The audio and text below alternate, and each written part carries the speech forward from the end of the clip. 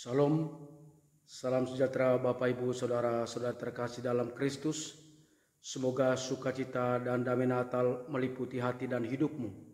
Jumpa kembali dengan saya Pater Dion Damis SWD dalam renungan harian Embun Sabda Kamis 31 Desember 2020. Hari ketujuh dalam oktav Natal. Bapak Ibu Saudara-saudara terkasih dalam Kristus, akhirnya kita sampai di penghujung tahun 2020. Mau tidak mau, suka atau tidak suka, kita harus menutup kalender 2020 beserta aneka ceritanya, dan kita harus siap melangkah dalam ziarah yang baru di tahun 2021.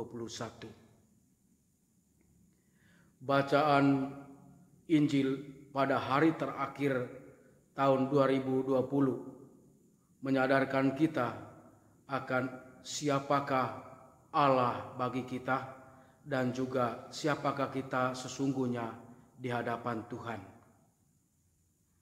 Bacaan Injil hari ini diambil dari prolog Injil Yohanes. Injil Yohanes bab 1 ayat 1 sampai 18. Yohanes mengajak kita untuk melihat lebih dalam makna Natal itu sendiri. Dalam prolognya, Yohanes pertama-tama menggambarkan segi ilahi dari Yesus. Dia melihat Yesus sebagai firman Allah, sabda Allah, atau kata-kata Allah. Firman di sini bukan hanya soal huruf, bukan hanya soal kata-kata mati yang tercetak, tetapi firman itu digambarkan sebagai seorang pribadi yang aktif, yang memiliki kekuatan. Firman itu juga menggambarkan Allah yang merupakan asal dari segala ciptaan. Dan Yohanes melihat bahwa Yesus ini dalam sisi keilahiannya adalah firman Allah yang ada sejak sebelum segala sesuatu diciptakan. Pada mulanya adalah firman. Firman itu bersama-sama dengan Allah dan firman itu adalah Allah. Yesus itulah adalah Allah. Bahkan dikatakan bahwa segala sesuatu dijadikan melalui Dia. Penginjil Yohanes memang menggambarkan Yesus itu memiliki identitas ilahi. Dia adalah Allah yang maha tinggi, yang jauh, yang boleh dikatakan tak terjangkau. Namun Allah yang maha tinggi ini, yang jauh ini, yang akbar ini menjadi Allah yang imanen, Allah yang dekat, Allah yang akrab. Bukan hanya Allah yang akbar, tetapi Allah yang akrab. Maka pada bagian kedua dalam prolognya dia mengatakan firman itu telah menjadi manusia dan diam di antara kita, dan kita telah melihat kemuliaannya dan seterusnya. Firman itu menjadi manusia, menjadi daging, mengambil bentuk manusia dalam diri Yesus Kristus. Melalui Yesus Kristus orang dimungkinkan untuk mengenal Allah, untuk melihat kemuliaan Allah.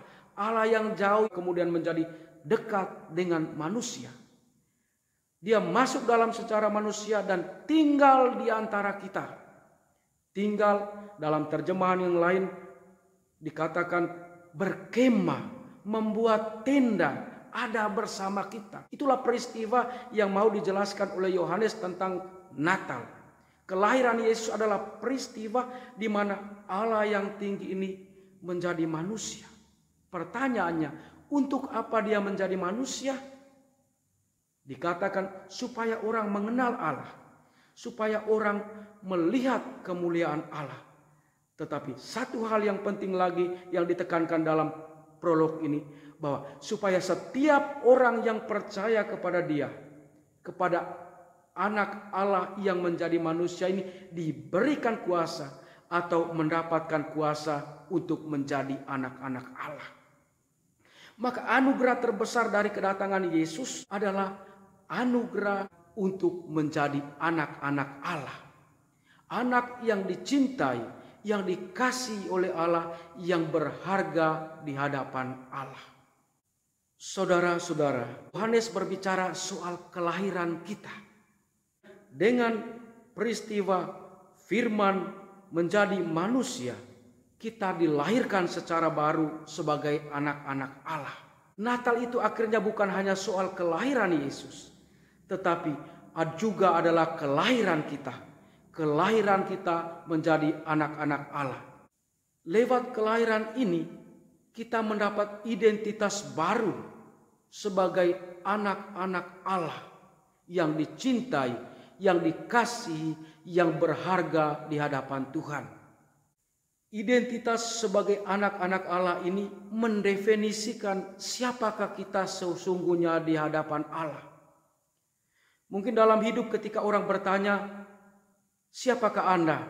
Kita bisa menjawab dengan nama, dengan jabatan, dengan peran dalam masyarakat, dengan keberhasilan-keberhasilan kita, atau juga mungkin dengan kegagalan-kegagalan kita, dan lain sebagainya. Namun dalam terang iman, ini semua hanya deskripsi tentang kita, hanya gambaran tentang kita, bukan identitas kita yang sesungguhnya. Identitas kita sesungguhnya adalah anak-anak Allah yang dikasihi, yang berharga di hadapan Tuhan. Kesadaran akan identitas rohani ini membantu kita untuk tidak menilai diri kita atau menilai sesama kita hanya berdasarkan hal-hal duniawi, hal-hal material atau hal-hal yang kelihatan. Tetapi menghargai diri kita sendiri, menghargai orang lain sebagai anak-anak Allah yang berharga di hadapan Tuhan. Maka sebelum kita beralih ke tahun yang baru, marilah kita berhenti sejenak untuk melihat kembali diri kita, hidup kita dalam terang identitas kita sebagai anak-anak Allah. Pada akhir perjalanan kita di tahun ini, saya mengajak kita juga untuk bergembira, untuk bersyukur apapun pengalaman kita yang kita hadapi selama setahun yang akan kita lewati ini.